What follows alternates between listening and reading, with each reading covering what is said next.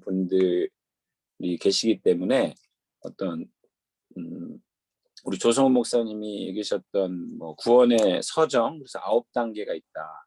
그래서 여러 뭐 프로세스가 있다는 이제 이야기를 또 나눠주셨는데, 오늘 저는 뭐 제가 신학자도 아니고 신학적인 부분에서 또 얘기하자면 이게 너무 방대해지기 때문에 조금 좁혀서 넓은 의미에서 구원이라는 부분, 구원의 그 여정, 서정이라는 부분에 있어서 죄와 허물로 죽어있던 상태로부터 생명의 상태로 넘어가는 과도기, 그리고 그 후의 삶의 상태, 이게 이제 구원의 전체 여정, 구원이라는 어떤 프로세스라고 볼 수 있다면, 넓은 의미에서.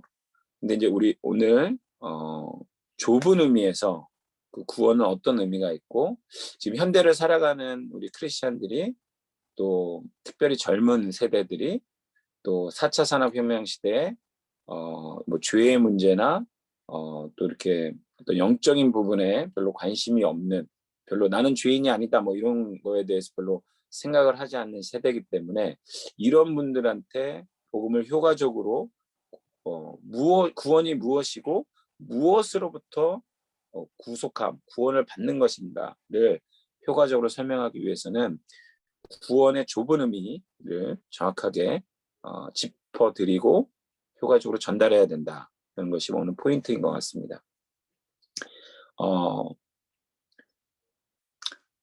좁은 의미의 구원은 죄로부터의 구속을 받는, 그래서 대적으로부터, 사탄으로부터 해방을 받는, 그리고 하나님으로부터 떠나 있음으로써 영적으로 죽어있는 우리가 하나님을 만나서 생명을 얻는 것이다 라고 정의해 볼 수 있겠죠.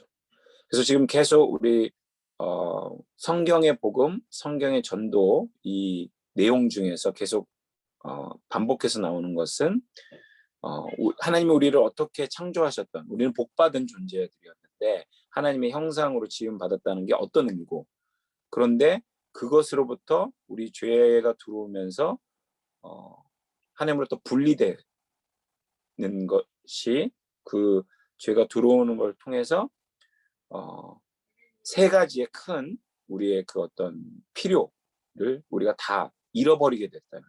그래서 그 하나님이, 예수님이 오시고 구속하시고 십자가를 통해서 또 구속하시고, 다시 그 예수님의 십자가가 하나님의 진노를 완벽하게 만족하게 되는 그런 것을 인정하는 것이, 하나님 인정해 주신 것이 곧 부활이었다. 네, 이렇게 내용이 연결이 되죠. 그러면서 그렇다면 우리는 그 주님의 회복시키심, 그 여정 가운데 있는데, 그것이 구체적으로 무엇이냐? 죄로부터의 우리 구속, 대적, 사탄으로부터 해방되는. 왜냐하면 사탄의 너희 아비는 사탄이다, 이렇게 얘기를 성경에 나오는 부분이 있지 않습니까? 그래서 하나님으로부터 떠나 있게 되는 것이 곧 영적 죽음이고, 그 죽어있는 우리가 다시 하나님과 만날 수 있도록 길을 여신 분이 예수님이신데, 십자가로. 그래서 그 만남으로서 생명을 다시 얻게 되는, 이것이 좁은 의미에서 구원이다, 네, 라고 정확하게 시작을 해야 될 것 같습니다. 성경에서는 구원을 말씀하실 때 하나님께서 구원의 하나님이시다라고 많은 성경 부분에서 얘기를 하고 계시죠. 여기서부터 출발이 한다는 거죠. 구원의 출발은 하나님이시다. 하나님이 인간에게 먼저 찾아오셨다. 이것이 기독교가 다른 종교와 다른 부분이겠죠.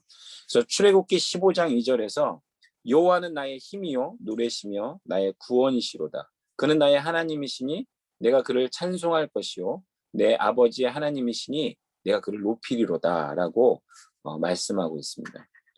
이집트에 종살이 되었던 이스라엘 백성들이 주님께서 모세를 부르셔서 그를 이집트 땅에 보내셔서 그 하나님의 백성이 멍에와 죄의 사슬과 온갖 인생의 어려움들, 그 고난의 현장 가운데 그 부르짖음을 긍휼히 여기셔서 그의 사람을 보내셔서 거기로부터 탈출하게 하는, 엑소도스하게 하시는 그 장면이 출애굽기에 생생하게 그려져 있죠. 자, 이 본문만 보더라도 우리 인간들의 현재의 삶, 하나님을 떠난 상태의 그 삶, 사단에게 지배받고 있는 그 삶의 모습, 네, 거기에 희노애락들이 다 있는데 그 멍에를 지고 정말 우리 힘으로는 우리의 문제를 해결할 수 없는 그곳으로부터 구원을 하시는 그 하나님의 모습을 출애굽기와 또 시편에서 많이 볼 수 있는데요. 시편 27편 1절에서 여호와는 나의 빛이요 나의 구원이시니 내가 누구를 두려워하려. 여호와는 내 생명의 능력이시니 내가 누구를 무서워하리요. 다윗은 계속해서 인간의 어떤 그 처절한 모습, 자신의 상태로부터 주님 나를 보호하시고 주님은 나의 요새시고 나의 피할 바위이시고 사망의 음침한 골짜기를 다닐지라도 나를 막대기와 지팡이로 안위하신다, 이끄신다. 이런 고백을 그가 계속 하고 있는 모습을 볼 때 우리 인간들의 삶에 어려움과 두려움과 우리의 모든 그 어둠 가운데 있는 것에서 빛으로 구원으로 생명의 능력으로 우리를 구원하시는 그 하나님께 구원이 시작된다라는 것을 선포해야 될 필요가 있다고 생각합니다. 시편 28편 8절에 여호와는 그들의 힘이시요 그의 기름 부음 받은 자의 구원의 요새시로라고 동일하게 고백을 하고 있습니다. 그러면 여기서 저희가 생각을 한번 해봐야 될 것은 뭐냐면 이렇게 시편의 기자가 이렇게 정말 하나님을 찬양하고 있는데 구원은 하나님으로부터 왔다라고 하고 있는데 우리가 그러면 무엇으로부터 구원을 받은 것이냐 현실적인 부분을 정확하게 요즘 시대를 살아가고 있는 젊은이들과 믿지 않는 자들에게 짚어줘야 된다는 필요가 있다는 것이죠. 어디로부터 구원을 받은 것이냐 인간이 당면하고 있는 그 모든 문제로부터 우리가 구원을 받은 것은 사실이죠. 그러나 그 모든 문제의 근원이 있다는 거죠. 그 근원으로부터 그 문제가 시작되는 그 근원으로부터 우리가 구원을 받았다는 것을 우리가 명확하게 알아야 된다는 거죠. 그래서 사무엘 하 22장 4절에 내가 찬송받으실 여호와께 아뢰리니 내 원수들에게서 구원을 받으리로다.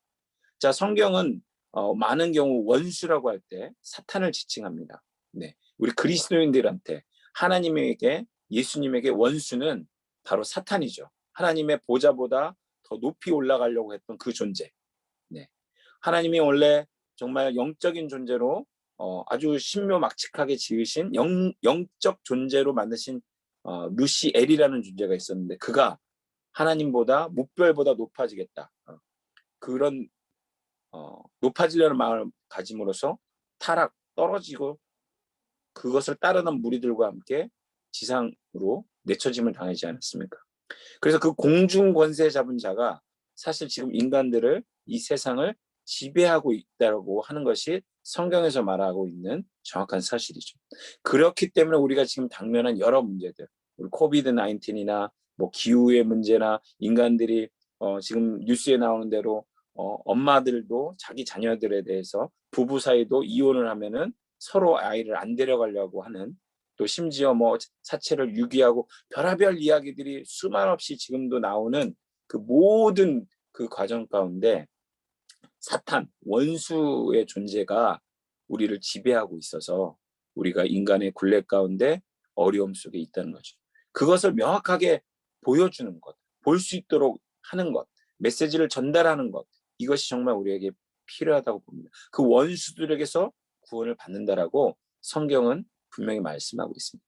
예레미야서 15장 20절 21절에 내가 너로 이 백성 앞에 견고한 높 성벽이 되게 하리니 그들이 너를 칠지라도 이기지 못할 것은 내가 너와 함께하여 너를 구하여 건짐이라 여호와의 말씀이니라. 내가 너를 악한 자의 손에서 원수들의 손에서 너의 대적으로부터 건지며 무서운 자의 소원에서 구원하리라. 우리 인간들은 죽음의 문제, 오늘 사실 새벽기도 때 고 케냐의 이광수 선교사님인가요?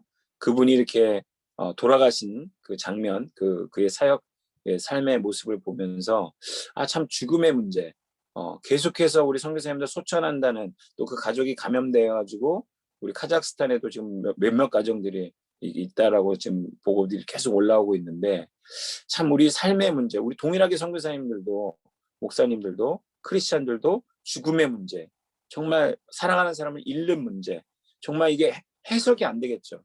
저는 그걸 보면서 MK들에게 어떤 마음이 들까? 그 가족들한테는 어떤 마음이 들까? 그래서 좀 살짝 다른 얘기지만 야고보서와 유다서가 성경에 있는 것이 저는 너무나 감사합니다. 예수님의 형제였던, 동생들이었던 자들이 성경의 내용을 기록했다는 것. 그래서 우리 모두가 어떤 그런 무서움, 삶의 문제, 내가 어떻게 해결할 수 없는, 해석되지 않는 여러 문제들이 있는데 그 속에서 하나님, 전능자 하나님, 나를 구원하시는, 그래서 아들 예수를 보내셨고 십자가에 죽게 하시고 그를 다시 살리셨던 그 하나님, 그것이 우리에게 희망이지 않는가. 그것이 있기 때문에 우리도 동일한 아픔과 이별의 상실과 사랑하는 사람을 보내고 해석되지 않는 많은 수많은 문제가 있지만 그럼에도 불구하고 하나님을 구원을 노래하고 그 구원을 붙잡을 수 있는 하나님 나라의 복음을 소망하면서 부활의 날에 그들을 다시 볼 수 있을 그 소망을 가지면서 살 수 있다는 것이 여기서부터 오는 것이 아닌가. 너를 악한 자의 손에서 건지며 무서운 자의 손에서 구원하리라. 지금 이 사망의 음침한 골짜기를 걷고 계신 우리 선교사님 동료분들, 또 MK들, 또 어려운 삶의 희망을 잃고 어려운 분들이 이 말씀으로부터 어디서부터 구원을 받는 것인가를 확신하게 된다면 그것을 통과할 수 있지 않을까라는 생각을 개인적으로 해보게 됩니다.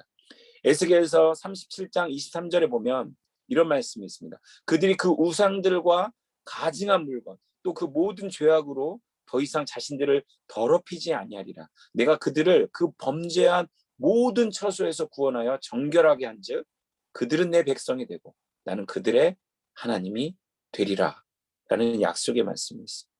이 말씀은 우리를 그 우상 숭배하는 거로부터 우리를 더럽게 하나님으로부터 멀어지게 하는 그것으로부터 우리를 구원시키신다는 거죠.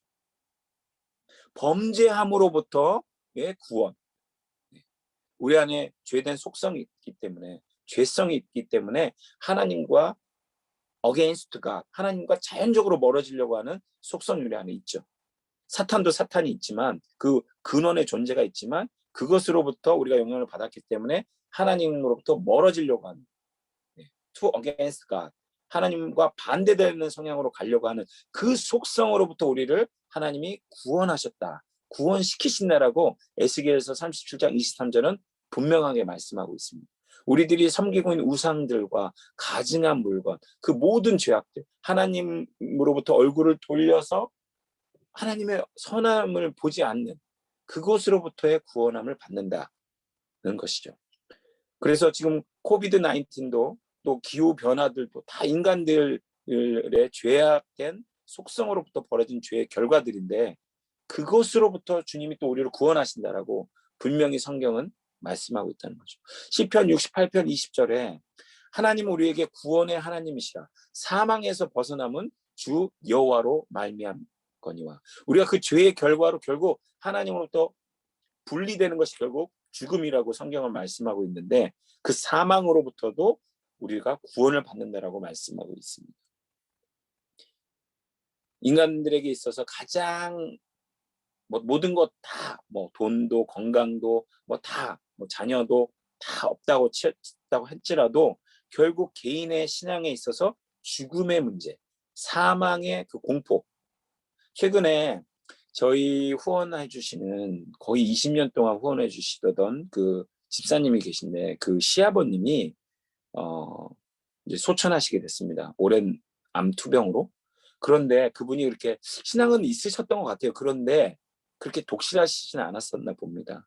그런데 그 아버님이 아프시다가 이제 호스피스 병동으로 들어가시고 홀로 있으면서 이제 자녀들도 못 보고 막 돌아가실 수밖에 없는 상황이 벌어지다 보니까 집에서는 케어가 안 되고 또 그 코로나 때문에 같이 가족들하고 있지 못하는 상황이 벌어졌거든요. 근데 그분이 되게 막 죽음의 공포 때문에 막 힘들어 하시면서 돌아가셨다고 그래요. 그래서 그 자녀된 그 집사님이 마음이 너무 아프셔가고, 물론 구원의 문제는 하나님께 달려있기 때문에, 최종 순간에 어떻게 가셨을지 모르니까, 그래도 그 믿음을 붙잡으시는데, 정말 우리 그 장례식장에 가보면, 또 그 맨 마지막에 임종의 순간에 보면, 믿는 사람과 그렇지 못한 사람이 확연하게 구분된다고 의사나 간호사분들, 우리 크리스찬 그 분들이 그 간증하는 걸 제가 많이 들었습니다. 맨 마지막 순간 그 죽음의 공포, 사망으로부터 그것으로 끝나는 게 아니라, 허무하게 끝나는 것이 아니라 영원한 세계가 있다라고 믿는 거죠.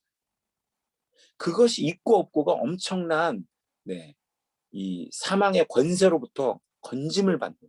그래서 그것을 우리에게 구원을, 그것으로부터 구원을 주신 분은 우리의 창조주 하나님, 우리의 구세주 예수님밖에 없다. 그리고 그것으로 이끄시는 나를, 그것을 믿음을 가질 수 있게 도우시는 분은 성령님이시다. 그 한 분 하나님이시다라는 것을 우리가 세상에 잃어버린 영혼들에게, 우리 가까이에 있는 우리 자녀들에게, 우리 다음 세대들한테 분명히 알려야 된다는 거죠. 자, 그렇다면 그것으로부터 우리 아까 사탄과 또 죄를 범하는 우상 숭배와 또 그 다음에 사망으로부터 우리가 구원을 받는다는 것까지 우리가 지금 알게 됐는데, 그것이 어떻게 보면 우리의 힘으로는 절대 불가능하다는 것이죠.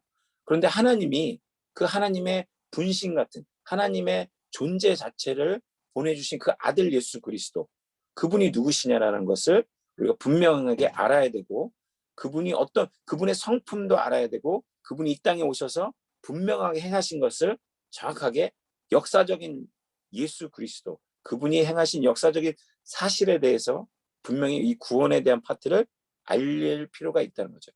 이사야서 19장 20절에 이것은 애굽 땅에서 만군의 여호와를 위하여 징조와 증거가 되리니 이는 그들이 그 압박하는 자들로 말미암아 여호와께 부르짖겠고 여호와께서는 그들에게 한 구원자이신 보호자를 보내사 그들을 건지실 것입니다. 여기서 분명히 말씀하고 있습니다. 여호와께서는 그들에게, 우리 인간들에게 소리치고 인생의 문제와 죄의 문제, 사망의 권세로부터 고통당하고 있기 때문에 부르짖는 그들에게 여호와께서는 한 구원자, 보혜사, 보호자를 보내사 그들을 건지신다라고 예수님이 이 땅에 오시기 전에 수백 년 전에 이사야서에 예언되어 있었다는 거죠. 그리고 마태복음 1장 21절에 아들을 낳으니 그 이름을 예수라 하라. 이는 그가 자기 백성을 그들의 죄에서 구원할 자이심이라 라고 말씀하고 있습니다. 성경은 너무나 분명하게 말씀하고 있죠. 아들을 낳을 것인데, 육신을, 영적인 하나님과 동등된 분인데 그가 육신을 입고서 인간의 문화 가운데 들어오셔서 그가 친히 자기 백성을 그 죄에서 구원할 자이십니다. 우리 앞부분에 십자가나 부활이나 이 부분에서 예수가 그리스도다. 지금 성경은 분명하게 한 성경의 기록 목적을 말씀하고 있죠. 예수가 바로 그리스도다. 그 그리스도란 말이 왕으로서, 제사장으로서, 선지자로서의 그 역할, 그것이 결국 우리의 모든 그 문제를, 그 당신의 자녀된 백성을 죄로부터 구원해 주실 수 있는 유일한 분이라고 성경이 말하고 있다는 거죠. 요한복음 10장 9절에 내가 문이니 누구든지 나로 말미암아 들어가면 구원을 받고 또는 들어가며 나오면 꼴을 얻으리라라고 말씀하고 있습니다. 양의 문. 요한복음 10장 10절은 또 이렇게 말씀하고 있습니다. 내가 온 것은 양으로 생명을 얻게 하고 더 풍성히 얻게 하는 것이다. 저는 요한복음 10땡 외우기 되게 쉽잖아요. 그래서 MK들한테 이거를 많이 이렇게 외우게끔 하고 붙잡게 하는데, 제가 전도할 때는 반드시 이 요한복음 10장 10절을 또 이야기하는데, 예수님이 자기 입으로 자기 스스로 자기가 이 땅에 오신 두 가지 목적에 대해서 설명을 하셨다는 거죠. 양으로 생명을 얻게 하고, 예수님이 하나님께로 갈 수 있는 유일한 길, 네, 그 문. 그래서 이 10장 9절에도 나로 말미암아 들어가며 구원도 받고 또 들어가며 나오며 꼴을 더 풍성히 얻게 하라는 것이다. 하나님과의 교제 가운데서, 이 구원의 여정 가운데서 처음에 구원에 들어오는 어떤 문을 통과했다면 그 문을 통과하면서 계속해서 하나님과 동행하는, 그래서 영원한 그 하나님 나라의 문으로 들어가는, 처음에는 인간적인 문으로 들어가야 되겠죠. 그렇지만 하나님 나라의 그 완성되는, 우리가 천국과 아니면 하나님과 유추님이 다시 재림하실 때 그 여정 가운데 끝에는 완벽한 그 문을 통과하게 되겠죠. 사실 구원이라는 신학적인 부분은 엄청나게 큰 부분이고 교단마다 조금씩 칼비니스트 쪽에서 말하는 부분이 있죠. 그런데 또 성결교나 또 감리교 쪽에서 말하는 이 성화의 단계, 중생과 회심과 또 신앙을 거쳐서 음, 뭐죠? 네, 성화되고 영화되는, 그래서 완전한 견인까지 이루어지는 그 뭐 9단계가 있다라고 이제 표현도 하는데, 너무 우리 한국 교회의 이런 좀 구원의 문제, 또 구원파적인 복음이 이 구원에 대한 부분을 많이 좀 헷갈려하고 있다라고 한국 교회에 대한 비판을 우리 김세윤 박사님 같은 분은 또 하고 계시던데, 저희들이 중요한 것은 already but not yet, 이미 우리가 구원의 문제를 얻었지만 예수를 그리스도라고 고백한다면, 그러나 아직 다 이루어지지 않은 완성의 단계, 하나님 나라 그 여정 가운데 있다는 것을 분명하게 알려줘야 될 필요가 있다고 생각을 합니다. 자, 사도행전 4장 12절에 다른 이로서는 구원을 받을 수 없나니 천하 사람 중에 구원받을 만한 다른 이름을 우리에게 주신 일이 없습니다.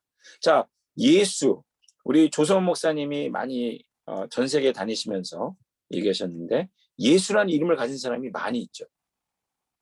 그죠? 세상에. 그런데 예수 그리스도, 우리 성경에서 말하는 그 예수, 우리 다른 이로서는 구원을 받을 수 없다.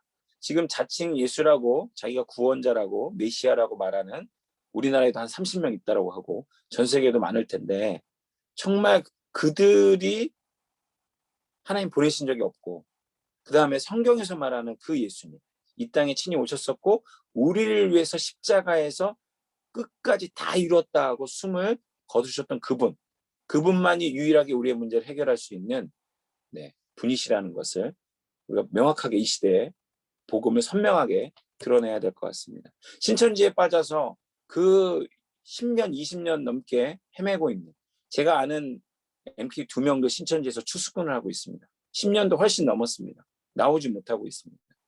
자, 그들이 정말 예수님이라는 걸 이름도 들어보지 못하고 예수님 누군지 몰랐겠냐? 저는 그렇게 생각하지 않거든요. 그런데 그들의 어떤 기초가 부족했기 때문에 어떤 아빠 엄마의 관계 속에서 자기가 봤던 먼저 1세대 신앙 어떤 누군가로부터 상처 내지 온전한 그 사랑, 온전한 그 구원의 프로세스, 온전한 하나님 나라의 그 진리를 온전하게 알지 못하고 있었지 않았을까, 이런 생각이 듭니다. 자, 그래서 결국은 우리 구원은 믿음으로 얻는 것인데, 성경에서 예배소서 2장 8절에 너희는 그 은혜를 의하여 믿음으로 말미암아 구원을 받았으니, 그 은혜에 의하여, 누구로부터 은혜입니까? 하나님과 예수님과, 그 다음에 그 역사적 사실, 우리는 눈으로 예수님을 본 적이 없죠. 물론 우리 크리스찬 중에는 예수님을 눈으로 봤다는, 또 뭐 하나님 음성을 들었다는 분이 간혹 계십니다. 그거는 일반적이진 않죠. 아주 특수한 상황에서 뭐 바울처럼 특별한 어떤 목적에 의해서 그런 경험을 하게 되죠. 그러나 성경에서 말씀하고 있는 가장 건강하고 안전한 그 틀에 의하면, 기록된 하나님의 말씀, 예수가 하나님의 아들이셨다. 결국 예수님은 자신이 하나님의 아들이시라는 것을 부인하시지 않았기 때문에 십자가에 달려 돌아가셨더라고요. 자기 정체성을 인정한 거죠. 난 하나님의 아들이다.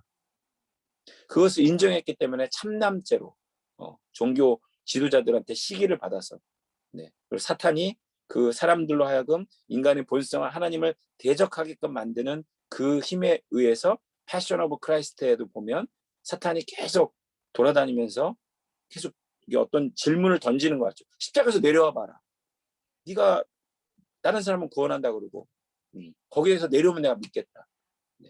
그 우리 구원의 문제에 있어서 예수님은 처음부터 십자가를 지시기 위해 이 땅에 오셨고 구원하게 오셨고, 그 다음에 우리 인간들을 정말 하나님 나라로, 하나님과의 그 교제로 다시 되돌리기 위해서 오셨다는 것. 그것을 믿는 믿음, 그 은혜에 의하여 믿음으로 말미암아 우리가 사람이 로마서 10장 10절에 보면 사람이 마음으로 믿어 의에 이르고 입으로 시인하여 구원에 이른다라는 말씀이 있습니다. 결국 우리가 그 마음으로 주님의 이 하나님의 은혜를 믿는 것, 그다음에 그걸 믿는 것 자체도 내 힘으로 되는 게 아니라 성경은 성령님의 도우심으로 내가 죄인입니다를 고백하게 하시고, 하나님 도움 없으면 나는 죽을 수밖에, 내 문제를 해결할 수 없습니다라고 하는 그 믿음에까지 우리를 견인하시는, 이끄신다는 거죠. 그것이 바로 은혜라는 거죠. 이 부분을 지금 많은 젊은이들이나 크리스찬들이 잘 모르고 있습니다. 왜냐하면 강단에서 이런 부분을 선포하지 않기 때문에, 우리의 삶의 전도의 현장에서 이 부분을 정확하게 짚어주지 않기 때문입니다. 값싼 복음, 칩 그레이스, 영접기도 한 번만 하면 구원을 얻는다. 저도 많이 그랬었다고 지난번에 얘기했었는데, 그게 틀린 것은 아닌데, 온전한 그 구원에 대한 프로세스, 하나님 나라의 어떤 그 은혜, 하나님이 대속해 주신 부분, 이 부분을 잘 설명을 하지 못했었다는 거죠. 그래서 내 책임은 별로 없고 주님이 다 하셨으니까 나는 별로 할 게 없네. 이런 어떤 자세, 이런 자세가 우리로 하여금 주님을 구세주로는 영접을 하나 내 삶의 주인으로서는 인정하지 못하고 있는, 영접하지 않는 그런 모습을 지금 우리가 범하고 있었다는 거죠. 이 구원이라는 부분에 있어서. 그래서 로마서 10장 10절에 9장 10절에 내가 만일 내 입으로 예수를 주로 시인하며 또 하나님께서 그를 죽은 자 가운데서 살리신 것을 내 마음에 믿으면 구원을 받는다. 사람이 마음으로 믿어 의에 이르고 입으로 시인하여 구원에 이른다. 이 과정을 밝게 해줘야 되는 거죠. 마음으로 먼저 믿고, 무엇을 믿는지 하나님의 은혜를, 예수 그리스도의 희생을, 성령님의 도우심을 그 은혜라고 고백하게 하고 믿고, 입으로 시인해서 그것이 결국은 confess before God, 하나님 앞에 인정하고 회개하는, 사람들 앞에서, 하나님 앞에서 세례할 때 교회 공동체 앞에서 우리가 입술로 고백하지 않습니까? 예수를 당신의 구세주와 주인으로 영접하시겠습니까? 라고 할 때 아멘으로 한다는 것은 이 의미라는 거죠. 데살로니가 2장 13절에 우리는 믿음으로 구원받는 것에 대해서 강조하고 계신데, 주께서 사랑하시는 형제들아 우리가 항상 너희에게 관하여 마땅히 하나님께 감사할 것은 하나님이 처음부터 너희를 택하사 성령의 거룩하게 하심과 진리를 믿음으로 구원을 받게 하신다. 근데 여기에는 죄송합니다. 하나님이 처음부터 우리를 택하셨다는 예정에 대해서도 성경을 말씀하고 계시고, 그다음에 마가복음 16장 16절에 믿고 세례를 받는 사람은, 믿는다라는 것은 자신의 의지가 들어가지 않습니까? 네, 하나님을 인간 편에서 하나님 앞에 또 이렇게 그것을 붙잡으려고 하는 그 의지의 행위가 필요하다는 거죠. 영접이라는 부분을 지난번에 어떤 분 선교사님께서 다뤄주실 때 보니까 영접, 받아들이고 내 의지를 열어서 이렇게 여는 것도 분명히 성경을 말씀하고 있다는 거죠. 예정에 대해서 구원받을 사람도 다 하나님이 처음부터 예정을 하셨지만, 또 정말 인간의 의지적인 행위로 하나님의 은혜를 붙잡으려고 하는 이 두 가지가 성경에는 다 나와 있다라고 저는 개인적으로 생각을 합니다. 그래서 믿고 세례를 받은 사람은 구원을 얻을 것이요 믿지 않는 사람은 정죄를 받는다. 성경은 명확하게 얘기하고 있죠. 우리가 복음을 제시할 때 그 사람이 우리는 제시하는 데까지의 우리의 역할이 있고, 받아들이는 것은 결국 그 사람의 몫이죠. 그렇지만 그곳에 성령님께서 강하게 역사해 주셔서 그 사람이 믿게 되는, 믿어지는 역사, 은혜가 있게 해달라고 제가 기도해야 될 필요가 있죠. 자, 로마서 1장 16절에는 내가 복음을 부끄러워하지 아니하노니 이 복음은 먼저 모든 믿는 자에게 구원을 주신 하나님의 능력이 됨이라. 먼저는 유대인에게요, 그 다음에 헬라인에게로. 사실 어제가 이제 부활절이었기 때문에 정말 저도 좀 갈등이 되더라고요. 교회 이제 온라인으로만 하다가 어제는 뭐 대면이 열려서 이제 오랜만에 가게 됐는데, 지하철 안에서 이렇게 흰 옷 입고 제 딸하고 같이 갔었거든요. 그런데 옆 사람한테 보니까 다 뭐 핸드폰에서 오락하고 있고, 어디 뭐 등산 가는 사람들, 뭐 그냥 다 그냥 뭐 주님하고는 글쎄요, 뭐 제가 그들한테 물어보질 않았으니까 다 교회 뭐 신앙 일찍 예배드리고 가는지는 모르겠지만 주님하고 별로 상관없는 삶을 살고 있는 그 사람들. 근데 그 사람들한테 제가 예수님이 부활하셨습니다 이렇게 한마디라도 외칠 수가 없는 저의 현실적인 모습, 부끄러워하는, 지금 기독교인들이 너무 욕먹고 있으니까 관계로 전도를 해야 되는 건 맞지만, 저의 그런 보면서 복음을 내가 부끄러워하는 것은 아닌데 왜 내가 이렇게 위축돼 있고 마음에 이렇게 용기가 없을까? 네, 그런 생각도 해보게 됐습니다. 옆 사람에게라도 내리기 전에 예수님이 부활하셨습니다. 뭐 이렇게 한마디라도 할 수 있었어야 되는데 그저 그냥 교회에 가서 교회 만나는 분들한테 정도 밖에는 하지 못했었는데, 네, 저 안에 복음을 부끄러워하지 아니하고 이 복음은 모든 믿는 자에게 구원을 주시는 하나님의 능력. 네, 그래서 물론 지하철에서 예수 천당 부활주여 이렇게 외치는 것이 지금 시대에는 결코 글쎄요 많은 이게 그리스도인들한테 덕이 되지 못하는 것 같긴 합니다. 그런데 나하고 관계를 맺고 있는 사람들, 내가 가까이에 있고 내가 이렇게 또 하나님 어떤 그 이동하는 과정 속에서 스쳐 지나가는 그 과정 중에라도 이렇게 어떤 기회의 문을 여셔서 만나게, 그 사람들은 거기에 이제 센시티브해져 있어야겠죠. 성령님한테 민감해 있어야 되겠죠. 그때 그것을 이렇게 나누는, 네, 복음을 부끄러워하지 않는 그것이 저에게도 필요한 것 같습니다. 자, 마지막 이제 구원 파트에서 말했네요. 그러면 도대체 누가 구원을 받느냐? 그래서 신명기 33장 29절에 이스라엘이여 너는 행복한 사람이로다.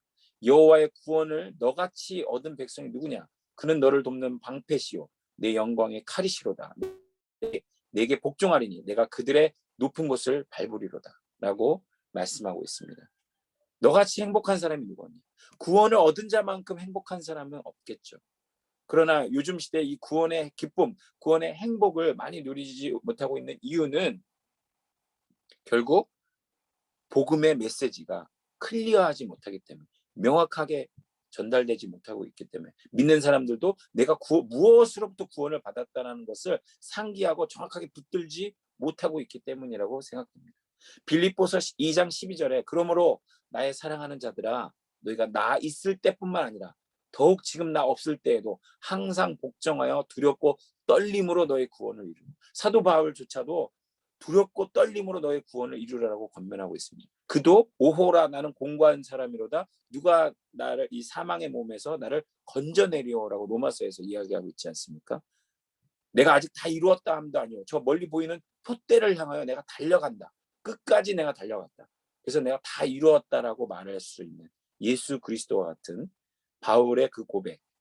우리도 결국은 already but not yet, 이미 얻었지만 아직 다 완성되지 않은 그 구원의 과정을 함께 믿음으로 걸어가는 것이 우리 모두에게 필요한 것 같습니다. 오늘 구원에 대한 부분 부족하지만 짧게 나누어 봤습니다. 하나님께서 우리 모두에게 이 구원의 명확성, 구원의 완전성, 그다음에 구원의 그 기쁨을 다시 회복시켜 주시는 그런 놀라운 은혜가 저와 여러분 모두에게 있기를 기도합니다. 잠시 제가 기도하고 마치겠습니다. 하나님 아버지, 이 구원에 대한 우리가 하나님께서 그 구원의 시작이시고 아들 예수 그리스도를 보내셨고 성령님께서 그 구원을 이루기까지 우리를 붙드시고 지금도 이끌어 가심을 감사합니다. 주님, 이미 얻었지만 아직 완성되지 못한 그 과정 중에 있다는, 구원의 여정 속에 있다는 것을 우리가 분명히 이해하고 우리가 복음의 대상자들한테 분명히 이것을 나눌 수 있는, 그리고 그들과 함께 그 복음의 여정 가운데 성령님이 우리를 이끄시는, 그래서 주님이 다시 오실 것을 기대하며 우리 세대 당대 세계 복음화를 우리의 손으로 주님 앞에 올려드리는 그 기쁨에 참여할 수 있는, 구원의 기쁨이 날마다 우리 안에서 샘솟을 수 있도록 도와주시옵소서. 예수님의 이름으로 기도했습니다. 아멘.